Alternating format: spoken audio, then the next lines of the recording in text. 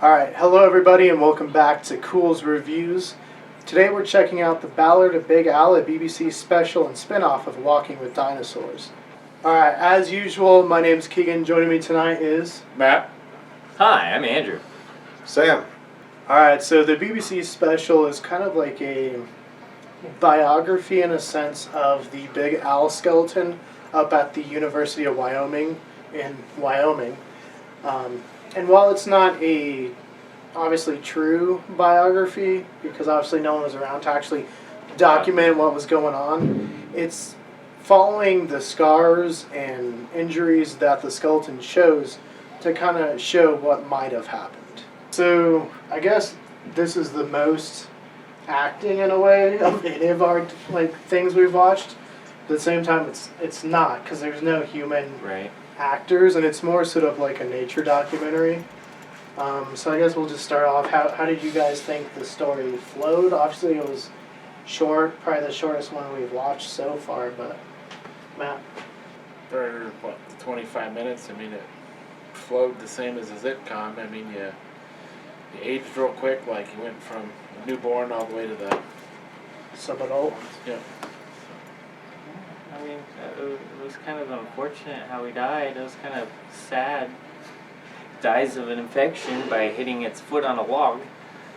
And the infection is pretty gnarly. I mean, you can see it pretty easily when you look at the skeleton. You're just like, oh, that would hurt pretty bad. Yeah, that would hurt. Obviously, if you think of how much skin would be on there and flesh, clearly that's pushing into the foot, so it probably wouldn't have been able to walk very well at all. What about you, Sam? What did you think of kind of the story aspects? For a guess, I mean, it was not a bad guess. Big Because they were kind of basically right? made up, they kind of made up that whole story, so whether or not it actually played out that way is another thing, but I thought it was a good effort for sure. Yeah, I mean, definitely, there's probably like a 99% chance that none of that happened. Yeah. But, they made it in a way that it seemed realistic enough that you could buy into it. True. It's definitely something that, the BBC does really well with their Walking With series.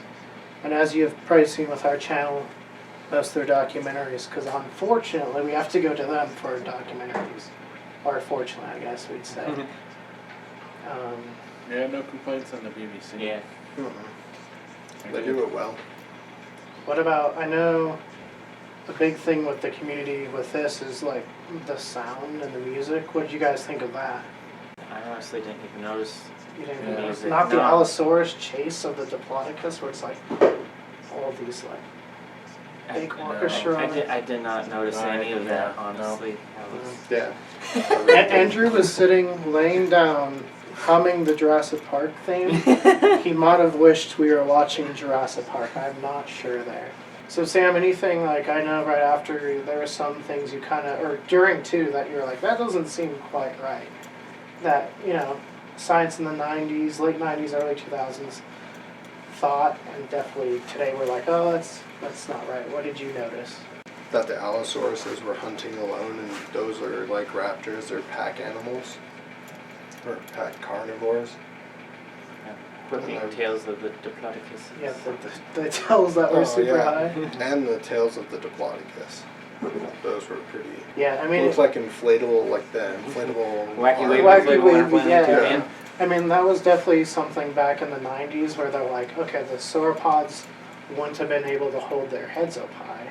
I mean, they look at modern animals, I guess, and they're like, well, this is what... But I guess now with recent findings... I really... We have to dig into more why they chose... I mean, that was a big thing back in the 90s. I remember, they thought because of a ridge. Because they're so long, they have to hold it evenly. But I know, as of 2015 or 16, they did an actual study. And no, Diplodocus would definitely at least have somewhat of a curve, not as much as a Brachiosaurus or Giraffatitan. Yeah. But definitely more than just its tail's way up here. Way up here, and it's Which was weird. It was only from the front. When they did the side, it was more the tail was level. Yeah. I don't know. It was kind of weird. The front, yeah. Sam was just sitting there and he's like, it seems kind of odd with it. And the tails were Anything else you noticed that was kind of maybe. No. No. For me, like, there's definitely the shrink wrapping of the skull, where you can see all the orbital and all of that. It's something you see a lot in paleo, you see in Jurassic Park, where you can see, like, all of the skull features. Right. If you saw that in an animal, they'd be emaciated, they'd be dying. There'd be a lot more flesh on even the skulls. But, I mean, as far as the models, outside of maybe the Diplodocus and the Apatosaurus tails being really high up, the Allosaurus itself held its hands were like this instead of being like this, like in Jurassic Park. They couldn't do that unless their wrists were broken. So they got that right. The skull shape was okay. I mean, at the time, Big Al was an Allosaurus fragilis. But since then, in a 2020 paper, it's Gemensini, a newer species that they've done. So they definitely corrected their skull compared to the original Walking with Dinosaurs, which was just like, I don't even know what it was supposed to be. But, I mean, they did better with the crest and stuff that we know Allosaurus, especially Gemensini, had. What about, like, graphics? Obviously, this isn't going to hold up with maybe today's graphics, even though, like, Jurassic Park did. But how do you guys think it held up being, like, over 20 years old? Well, I mean, watching it as a kid, I enjoyed it. Mm-hmm. Nowadays, it's kind of... It's still okay, because it brings back a nostalgia sense for me. Yeah. And at least, you know, they tried some practical effects. But comparison to what you can do now, Or even compared to Jurassic Park. Even though the inaccurate dinosaurs in Jurassic Park, they did. Well, current CGI ruins all old school movies. I mean, you look at movies we grew up with, like Ghostbusters. Today's CGIs have ruined it because it's so realistic anymore, where it's like, you go back to watch an old movie and be like, wow, this is a little cheesy. Except for, like, in Jurassic World and Fallen Kingdom, when the CGI dinosaurs are on there, I'm like, why didn't you just use more practical effects? Right. Because, like, I don't know, like, you spend so much money and it takes me out I of it. love the classic animatronic looks to It looks things. so I mean, good. it almost looks real. Like, It I mean, does. if you were doing that today, man, the technology that we have, I'm sure we could come up with something really neat. Yeah, it's something that even, like, they did in their original Walking with Dinosaurs. They used more special effects than even this one. So I think it holds up better in that one, maybe. Because there's definitely parts where you're like, oh, that's not even on the ground. It's like levitating. But it's also 20 years old, so. Where's the Sure. shadow? There's no shadow even. There's or the scene where the mother Allosaurus is over the nest. It's like the same scene twice. Where she's like, then it shows something else, and like 2 minutes later, it's like, like the same Recycled scene. footage. But there is a scene at the beginning that Sam left at with the baby Allosaurus. Yeah. When the mother was digging them out. And it's like, the it looks all inside was nice. all, like, earthquake. Yeah, and they're like, oh god. Alright, so I guess we can rate this a little bit more than some of our other ones. So we'll start with you, Sam. What would you give this as a rating? I would say maybe probably 9 out of 10. It was not bad. I mean, it's an old film. If they updated it now, it would be probably a lot different, but we're just too used to it, like we were all saying. But no, 9 out of 10. It was good. Fun little story. Yeah, it's short. I mean, I don't know the exact runtime, but it's like 25-30 minutes. I would kind of change my scale from like a 4 out of 5. Oh, 4 out of 5, so You just- 75%. Yeah, it's just- 7.5 out of There's 10 is what you're just saying. yeah, there's just not a ton of. So Andrew's saying 7.5 out of 10 if he's going by 4 out of 5. It's just really short. Andrew wanted some more character building. He really wanted to know why the female Allosaurus tried to rip out Al's throat. He felt really bad. He I wanted would the love a arms. 2-hour video of this, like a full-length movie. I mean, we could watch the actual series.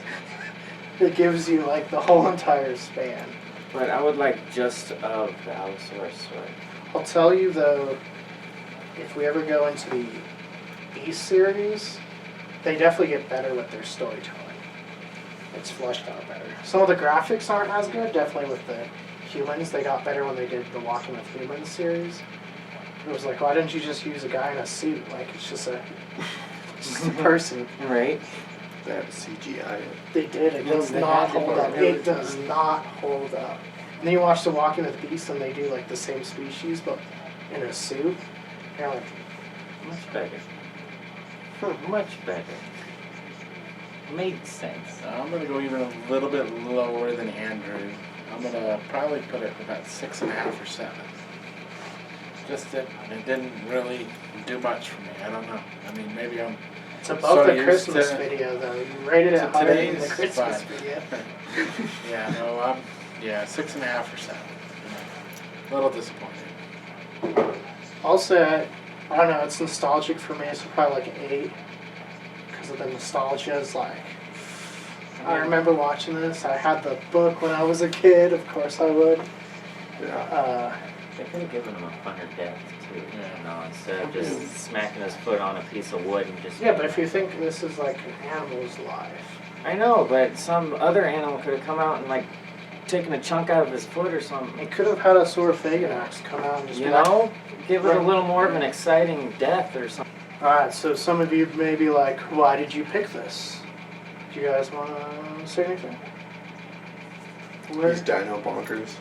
I mean, Bonkers. besides that, where are we going that ties into this? We're actually going up to Wyoming. Wyoming, Laramie, Wyoming, where the University of Wyoming is, that houses this. So we're actually going to be able to go see Big Al.